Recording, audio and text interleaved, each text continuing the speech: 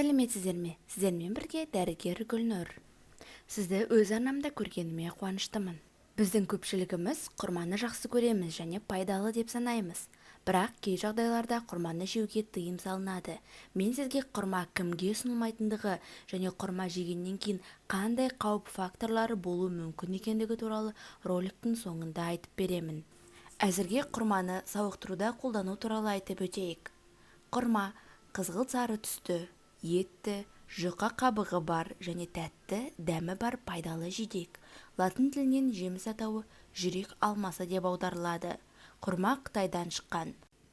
Ол шамамен 2000 жыл бұрын пайда болған, бірақ бүгінде көптеген елдерде өсіріледі.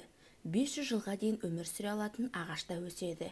Бүгінде әлемде құрманың 500-ге жуық түрлі сорттары бар.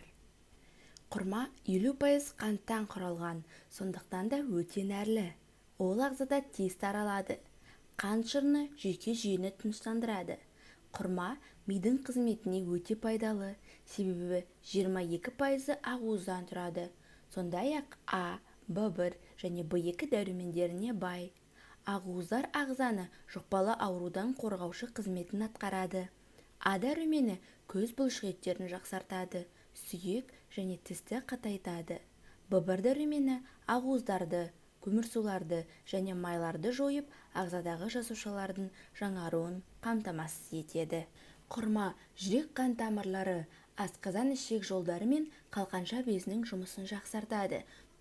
Сондай-ақ бұл жидек жұмыс істеу қабілеттілігін арттырады, иммунитетті нығайтады, нервтерді тыныштандырады және анемияға көмектеседі. Алайда шамадан тыс тұтыну ішектің бітелуіне әкелуі мүмкін. Оның тағы да зәр айдағыш әсері де бар. Құрманың ер адамдарға қандай пайдасы бар? Ер адамдар жүрек қан тамыр жүйесі ауруына көбірек бейім. Олар әйелдерге қарағанда 10 жыл бұрын пайда болады. Құрманың құрамында көп мөлшерде болатын калий жүрек бұлшықетінің жұмысын жақсартады, қан қысымын қалыпқа келтіреді. Магний стрессті жеңуге көмектеседі. Сондай-ақ бұл зат кальциймен бірге потенцияға жақсы әсер етеді. Кальций, темір, белоктар, көмірсулар, органикалық қышқылдар, А, Б, С дәрумендері олардың барлығы ерлер денсаулығына оң әсер етеді. Құрманы үнемі тұтыну несеп жыныс жүйесі ауруларының, простатиттің алдын алуға көмектеседі. Талшықтың жоғары мөлшері асқазан ішек жолына пайдалы әсер етеді. Ішек микрофлорасын нәрлендіреді. Құрманың әйелдерге пайдасы. Айдың белгілі бір күндерінде әйелдерге темір өте қажет. Оның қайнар көздерінің бірі әрине құрма. Бұл жемістегі заттар бос радикалдармен күреседі. Құрма қартаю процесін бәсеңдетуге көмектеседі. Антиоксиданттар, А, С дәрумендері, полиқанықпаған май қышқылдары теріге пайдалы әсер етеді. Оның қаттылығы мен серпімділігін қайтарады. Б дәрумені мен магний серотонин синтезіне қатысады. Жағымды эмоцияларды ынталандыратын қуаныш гормонын түзеді. Күніне қанша құрма жеуге болады?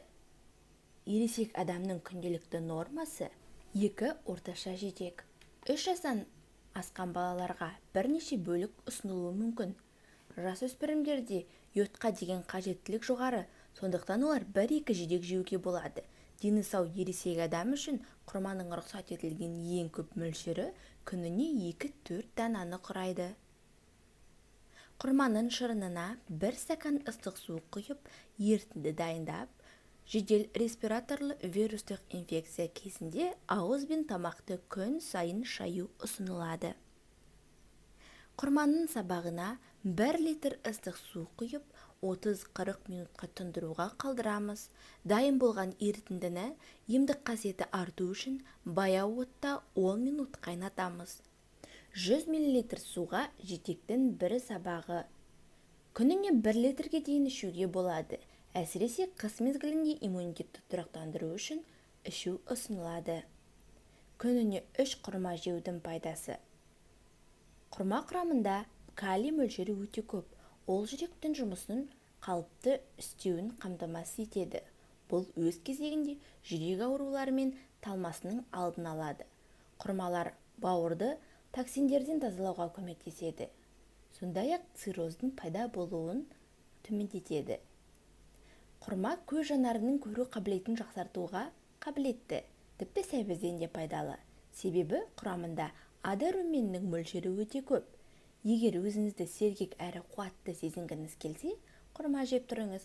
Бар болғаны 3 құрма жесеңіз, бір күнге жетерлік энергия аласыз. Асқазан ішек жолының аурулары, тіпті асқазан обырының профилактикасы үшін пайдалану қажет. Араб әйелдері көп ғасырлар бойы афродизиак ретінде құрманы қолданады. Жемісін ұнтақтап, ерлердің кофесіне қосады. Құрма өте пайдалы жидек, бірақ кейбір ауруларды бұл жемісті жеуге болмайды. Құрмада шамамен 25% сахароза бар, сондықтан оны диабетиктер мен ұйқы безі бұзылған адамдарға жеуге болмайды. Бұл жидекте тұтқырдан беретін танниндер қауіпті болуы мүмкін. Олардың көпшілігі қабығында орналасқан, сондықтан оны алып тастаған дұрыс. Танниндер ас қорыту процесіне кедергі келтіруі мүмкін, өйткені олар жабысқақ масса түзіп, тамақ бөліктерін бір-біріне жабыстырады. Соның нәтижесінде асқазанда қорытылмай безуар түзіп, ішекке түсіп, ішек өтімсіздігін тудырады. Сондықтан 3 жасқа дейінгі балаларға құрма беруге болмайды. Құрмада жеңіл іш жүргізетін әсері бар, көп мөлшерде су мен диеталық талшық бар. Бұл жидекті іш қатумен, геморроймен зардап шегетін адамдарға сақтықпен жеген жөн. Шамадан тыс тұтыну кезінде құрма кері әсер етуі мүмкін, мысалы диарея мен құсу болуы мүмкін. Қаңтар айының аяғына дейін 1000 подписчик жинауды мақсат еттім. Қазақ тілді каналға қолдау білдіріп, каналыма жазылып, лайк басып, өз пікірлеріңізді қалдырып кетулеріңізді сұраймын.